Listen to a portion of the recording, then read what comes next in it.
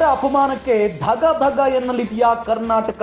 ಒಕ್ಕಲಿಗ ಮಹಿಳೆಯರನ್ನ ಅಪಮಾನಿಸಿದ ಮುನಿರತ್ನಗೆ ಈಟಿ. ರಾಜ್ಯಾದ್ಯಂತ ಹೋರಾಟ ನಡೆಸಲು ಒಕ್ಕಲಿಗರು ತೀರ್ಮಾನವನ್ನ ಮಾಡಿದ್ದಾರೆ. ಸ್ವಾಮೀಜಿಗಳ ನೇತೃತ್ವದಲ್ಲೇ ಹೋರಾಟ ನಡೆಸುವುದಕ್ಕೆ ಪ್ಲಾನ್ ಮಾಡಿದ್ದಾರೆ.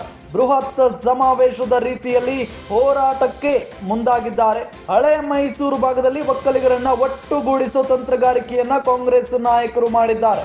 ನಿರ್ಮಲಾನಂದನಾಥ ಸ್ವಾಮೀಜಿಗಳ ನೇತೃತ್ವದಲ್ಲಿ ಸಮಾವೇಶ ನಡೆಯಲಿದೆ ಅಂತ ಹೇಳಲಾಗ್ತಾ ಇದೆ. ನಿನ್ನೆ ನಡೆದ ಕಾಂಗ್ರೆಸ್ ಒಕ್ಕಲಿಗ ನಾಯಕರ ಸಭೆಯಲ್ಲಿ ಚರ್ಚೆಯಾಗಿದೆ. ಸ್ವಾಮೀಜಿಗಳ ಜೊತೆ ಚರ್ಚಿಸಿ ಮುಂದಿನ ಅಂತಿಮ ನಿರ್ಧಾರವನ್ನ ತೆಗೆದುಕೊಳ್ಳಲಾಗುತ್ತೆ. ಶ್ರೀಗಳು ಓಕೆ ಅಂದ್ರೆ ಒಕ್ಕಲಿಗರ ಶಕ್ತಿ ಪ್ರದರ್ಶನವೂ ಕೂಡ ನಡೆಯಲಿದೆ.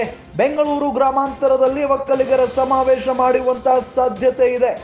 ಒಕ್ಕಲಿಗರ ಸ್ವಾಭಿಮಾನದ ಹೆಸರಲ್ಲಿ ಸಮಾವೇಶಕ್ಕೆ ಪ್ಲಾನ್ ಮಾಡಿಕೊಂಡಿದ್ದಾರೆ.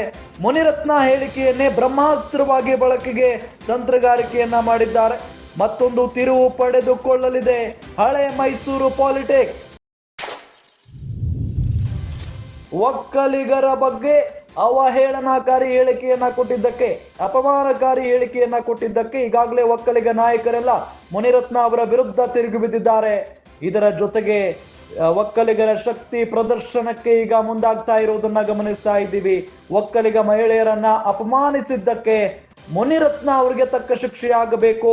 ಹಾಗಾಗಿ ರಾಜ್ಯಾದ್ಯಂತ ಹೋರಾಟ ನಡೆಸಲು ಒಕ್ಕಲಿಗರು ತೀರ್ಮಾನವನ್ನ ಮಾಡಿದ್ದಾರೆ. ಅದು ಕೂಡ ಸ್ವಾಮೀಜಿಗಳ ನೇತೃತ್ವದಲ್ಲಿ ಹೋರಾಟ ನಡೆಸುವುದಕ್ಕೆ ಪ್ಲಾನ್ ಮಾಡಿದ್ದಾರೆ ಅನ್ನೋದು ಗೊತ್ತಾಗ್ತಾ ಇದೆ. ಬೃಹತ್ ಸಮಾವೇಶದ ರೀತಿಯಲ್ಲಿ ಹೋರಾಟದ ಕಹಳೆಯನ್ನ ಮೊಳಗಿಸುವುದಕ್ಕೆ ಮುಂದಾಗಿದ್ದಾರೆ ನಾಯಕರು.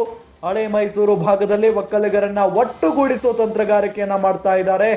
ನಿರ್ಮಲಾನಂದನಾಥ ಸ್ವಾಮೀಜಿಗಳ ನೇತೃತ್ವದಲ್ಲಿ ಸಮಾವೇಶ ನಡೆಯಲಿದೆ ಅನ್ನೋದು ಗೊತ್ತಾಗ್ತಾ ಇರುವಂತಹ ವಿಚಾರ.